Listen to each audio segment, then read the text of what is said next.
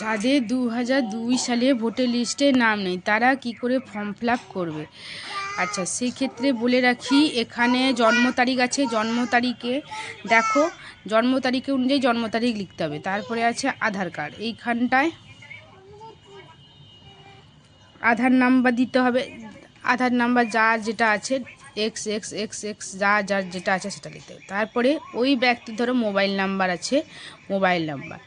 এখানে আছে পিতা বা অভিভাবকের নাম, এখানে কিন্তু পিতার নামটাই লিখতে হবে। তারপরে আছে পিতার অভিভাবকের এপি নাম্বার, পিতার যদি ভোটার লিস্টে নাম থাকে লিখতে হবে। তারপরে মায়ের নাম, মায়ের নাম হয়ে যাওয়ার পরে মায়ের এপিক নাম্বার। তারপরে স্বামী স্ত্রী, যদি সে মেয়ে বিবাহিত হয়ে থাকে তাহলে তার এখানে স্বামীর নাম লিখতে হবে। তারপরে স্বামীর ভোটার আই কার্ডের এখানে নাম লিখতে হবে। এরপরে যেহেতু তার 2002 সালে ভোটার লিস্টে নাম নেই তাহলে এখানে কিছু লেখা যাবে না। এখানে দেখো ভালো করে লেখা আছে, আত্মীয়ের বিবরণ যার নাম পূর্ববর্তী কলমে সর্বশেষ SIR দেওয়া আছে। মানে 2002 সালে লিস্টে যার নাম দেওয়া আছে আত্মীয়, মানে সে পিতা মাতা যে হোক তার নাম এখানে দিতে হবে। তো এখানে সেই মেয়ের বা ছেলে তার কিন্তু এখানে পিতার নাম দিতে হবে। ধরো পিতার নাম এখানে হচ্ছে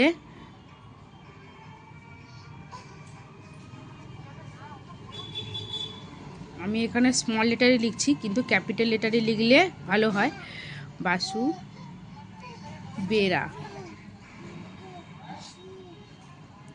ক্যাপিটাল লেটারেই কিন্তু লিখবেন, আমি জাস্ট দেখানোর জন্যই বলছি। তারপরে 2002 সালে ভোটার লিস্টে যে নাম্বারটা ছিল WB ...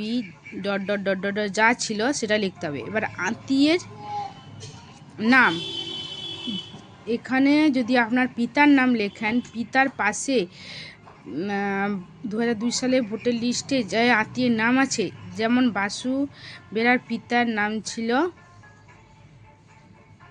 বাবলু বেরা, তার পিতার নাম মানে ঠাকুরদার নাম লিখতে হবে কিন্তু এখানে।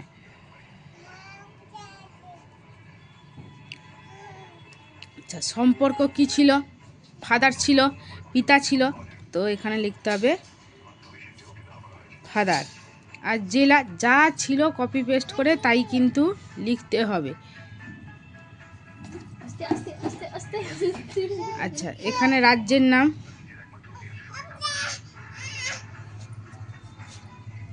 বিধানসভা ক্ষেত্রে ধরো যা আছে তাই লিখতে হবে। ধরো ক্ষেত্রের নাম লেখা আছে দাসপুর, ক্ষেত্রের নাম আছে ধরো 2, অংশ ধরো আছে 2, কমির সংখ্যা ধরো আছে 3, যা আছে তা লিখতে হবে। তারপরে এখানে সই। তাহলে বোঝাতে পারলাম যাদের 2002 সালে ভোটার লিস্টে নাম নেই তারা কি করবেন। যা এখানে বর্তমান আছে সেটা এখানে লেখা হবে, যা প্রেজেন্টে আছে, যা 2002 সালে আছে তা কিন্তু এখানে লিখতে হবে। যেহেতু 2002 সালে আমাদের এখানে নেই তাই জন্য কিন্তু আমরা এখানে করব, ডান দিকে। বোঝাতে পারলাম।